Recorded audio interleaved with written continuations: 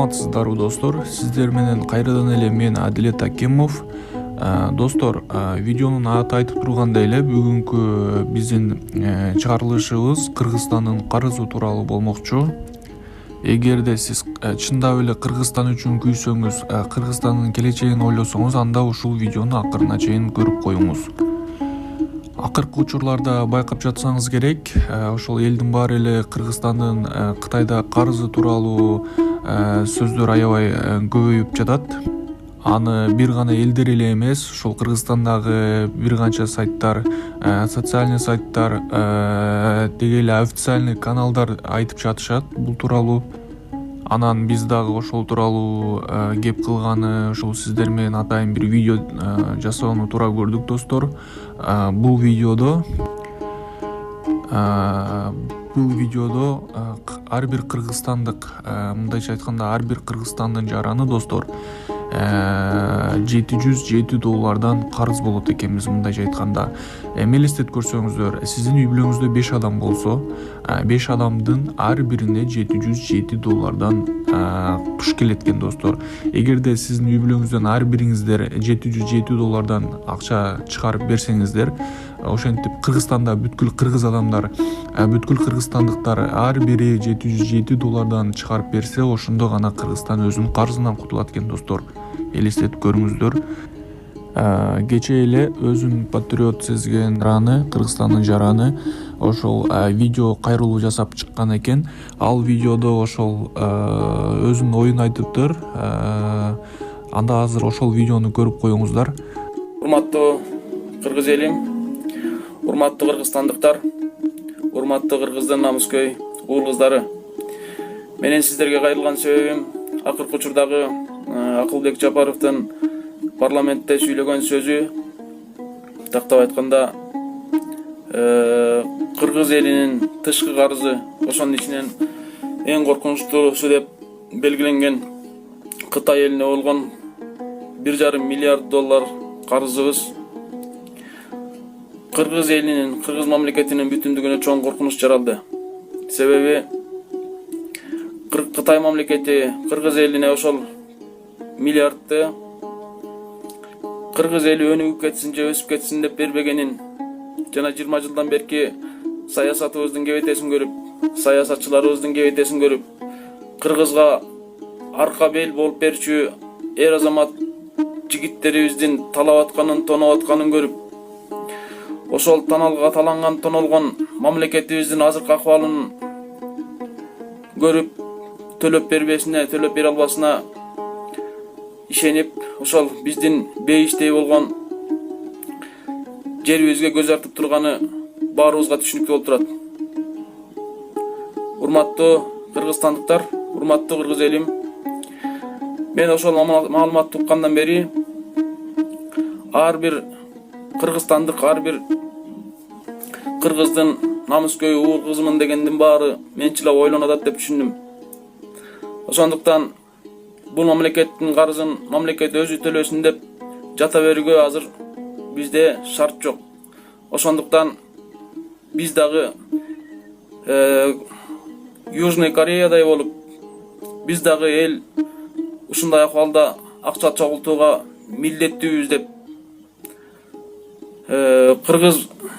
Кыргызстандагы мен кыргыздын намыскөй уулумун дегендер менин бул демилгемди колдоп кетет деп ишенем.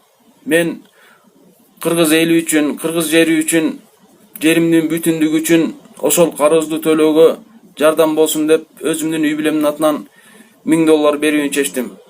Мени да колдоп кетесиңер деп ишенем. Жана колдойсуңар. Бул Кыргызстандын бүтүндүгү баарыбызга керек.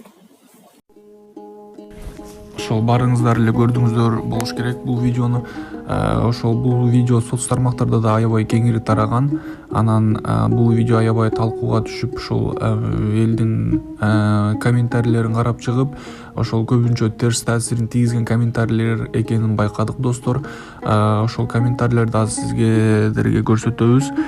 Бул комментарийлерде көбүнчө элдер эмнеге ошол Кыргызстандын карызын карапайым эл төлөш керек, эгерде ошол Кыргызстандын ушул карыздарды баардыгын ушул экс-президент парламенттер, экс депутаттар, деги эле азыркы өкмөттөр, чиновниктер жеген акчаны эмнеге карапайым эле төлөш керек деген ойлорун жазышкан.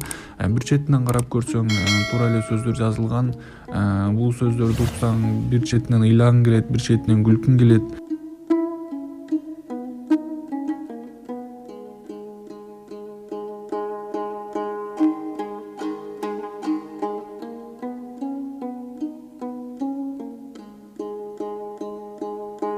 Ошол достор, анан азыр мен сиздерге дагы бир видео коюп берем. Бул видеодо ошол Кыргызстандын азыркы болуп жаткан азыркы учурда канча карызы бар, канча карыз, баардык толук маалыматтарды бир депутат ошол көтөрүп айтып чыккан экен. Азыр ушул видеону аягына чейин көрүп коюңуздар. Кыргызстандын ички карыздары, тышкы карыздары, бүткүл карыздар, ошол канча карыз кечирилди жана канча карыз калды, ошолор тууралуу баардык маалыматтар ушул видеодо. Анда акырына чейин көрүп коюңуздар. Урматтуу төрага, урматтуу Мухаммедкалый Дүйшөкеевич, урматтуу коллегалар, сиздерге мен бир абдан бир маанилүү маселе боюнча кайрылууну туура таптым. Биздин фракциянын атынан убагында Ленин атабыз алдыдагы кыйроо жана андан кутулуу жолдору деген кайрылуусу менен элге чыкты эле. Ошол сыяктуу мен да сиздерге алдыда турган бир чоң маселени козгоп коюуну туура көрүп атам. Урматтуу Мухаммедкалый Дүйшөкеевич, мен айтып жаткан маселе бул мамлекеттик карыз жана аны төлөө жөнүндө. Быйылкы жылдын башында карызыбыз 4,5 миллиард доллардан ашты. Анын 4 миллиарды тышкы карыз болсо, 1,5 миллиарды ички карыз болуп калды. Бул болсо ички дүң продукциянын 58%-ын түзүп калды. Карыз эки эле жолу 2005-жылы 67 миллионго, анан былтыр Орусия биздин карызды азайтып, кечирип бергенде кечирилген, азайтылган, анда болбосо жыл сайын эле өзүп эле келатат. Көпчүлүк эл эмне үчүн бир бол фракциясы кыйналып эле ушул маселени козгоп жатат деши мүмкүн. Азыркыга чейин деле карызды төлөп келгенбиз, эмкисин деле төлөп салабыз деп ойлошу мүмкүн. Бирок тилекке каршы андай эмес. Азыркыга чейин биз кыйла аз төлөп жүргөнбүз. Алсак 2011-жылы болгон 56 миллион доллар төлөгөнбүз. 2015-жылы 110 миллион доллар төлөдүк. Ал эми быйыл 2018-жылы 191 миллион долларды накталай төлөп берип жатабыз. Ал эми 5 жылдан кийин 2025-жылы 320 миллион долларды только тышкы карызга төлөйбүз. Урматтуу коллегалар, ошончо акчаны биз кайдан табабыз? Болгондо дагы доллар менен биз төлөп беришибиз керек. Демек андай валюта табыш үчүн биздин экономиканын структурасы өзгөрүп, экспорт көбөйүп, импорт азайышы керек. Анын үстүнө ошол жылдарда биз Кумтөр компаниясы 100 миллион долларга ашык киреше берип атат. Алда басаңдап, токтоп кала турган убакыт келип калды. Бизге карыз акча берген эл аралык уюмдар, мамлекеттер биздин шартыбызга карап туруп, аз да болсо аяп карыз төлөө мөөнөтүн узартып бериши мүмкүн толугу менен. Бирок ошол карыздардын ичинен бир карыз абдан коркунучтуу болуп турат. Бул Кытайдын бизге берген карызы. Ал карыз биздин карызыбыздын бүгүнкү күнү 44%-ын түзө баштады. Тактап айта турган болсок, 2013-жылы 2% тегерегинде эле болгону 5 жылдын ичинде 44%-га жеткизип алды. Кытай өлкөсү биздин карызды кечип да койбойт, узартып да бербейт. Карызын төлөө биз үчүн татаал иш болот деген ой менде үстөмдүк кылып жатат. Анын себептери төмөнкүлөр. Биринчиси, силер бай өлкө болгондуктан карызыңарды кыйнабай кыргыздарга жеңилдик бергиле деп биз эч айта албайбыз. Анткени Кытай өлкөсү экономикасы экинчи өлкө болгону менен ар бир киши башына кирешени бөлгөндө бул орто эле мамлекеттердин катарына кирип калат. Экинчиси, 2025-жылдан 2029 жылдарда төлөй турган тышкы карызыбыздын 71%-ы Кытай Республикасына болуп атат. Ошо 5 жылдын ичинде биз 1,5 миллиард доллар накталай акча төлөп беришибиз керек. Ошонун 71%-ы Кытайдык. Үчүнчүсү, Кытайдын Экзим банкы карызды алып жатканда эле бул банкка келишимге карыз кечирилбейт, мөөнөтү узартылбайт, Кыргызстандын эгемендүү мамлекетинин суверенитетин колдонбойт ошо проектлерге. Талаш тартыштардын баары Кытайдын мыйзамына таянуу менен чечилет деп, жана Гонконгдо гана чечилет Кытай тилинде деп биздин жетекчилерге, биздин парламентке ратификация кылдырып алышкан. Ушул жерден айта кетейин, соттошуп калсак Кытайдын мыйзамы менен эле болот дегенге мен убагында каршы чыккам 12-жылы. Ошо себеп менен финансы катары мен эмес, менин орун басарымды алып барып кол койдурушуп, андан кийин бизди отставкага кетирип ийишкен. Ошондо эле Кытайдын мыйзамына келишимге кол койгондордун кимиси билет, мисалы ошо Кытай тилин, же Гонконгдагы эл аралык палатанын эрежелерин, же Кытайдын мыйзамдарын. Бизде бир дандай специалисттер жок, бирок биз тилекке каршы ушунун баарына кол коюп алдык. Деги эле Мухаммедкалый Дүйшөкеевич, биздин бийликтегилер иштөө регламентти туура эмес болгондо ушу тапта, карыздарды алып атканда. Акчаны алган жерде мурда дегенде кийин акчаны төлөй турган орган финансы министрлиги барып төлөй алабызбы, же төлөй албайбызбы деп тактап туруп, андан кийин гана башка министрлер барып келишимдерди койчу. Ал убактарда болсо, мына мисалы ТЭЦке жолго алганда энергетика министри барып биринчи соглашениянын баарын алып келген, андан кийин жол министри барып алып келген, аягында ратификациянын алдында финансы министри кол коюп берип, 20 жылдык аз мөөнөткө 2% менен карыз акчанын баарын башыбызга, урматтуу коллегалар, үйүп алды. Эми ошол келишимдерге Кытай каалаган мезгилде каалаган сумманы кайра кайтарып бер деп бизди талап кылууга толук акысы бар. Ошондуктан 9-дарода болгон окуя экинчи такыр кайталанбаш керек, урматтуу коллегалар. Кытай мамлекети бизге кат жиберип туруп, болгон карызды толугу менен төлөгүлө дегенге толук укугу бар деп биз ратификация жазап берип койгонбуз. Кыргызстан биздин карыз үчүн Ысык көлдү бизге бериш керек деп Жириновский айткан эсиңиздерде бар, урматтуу коллегалар. 1,5 миллиард эли бар Кытайдагы Жириновскийде болуп, бирөө чыгып, же болсо баарын төлөгүлө десе биз эмне дейбиз? Справка катары биз сыяктуу Кытайдан көп суммада карыз алган Тажикстан 1000 квадрат километр жерин Кытайга берип салды деп интернет булактарында жүрөт. Такталган маалыматтар боюнча Кытайдан көп карыз алган Шри-Ланка порту 99 жылга ижарага берип алып алды, бир чоң порту куруп туруп кайра өзүнө. Пакистан болсо ошондой эле порту 40 жылга кайра Кытайга берүүгө мажбур болду.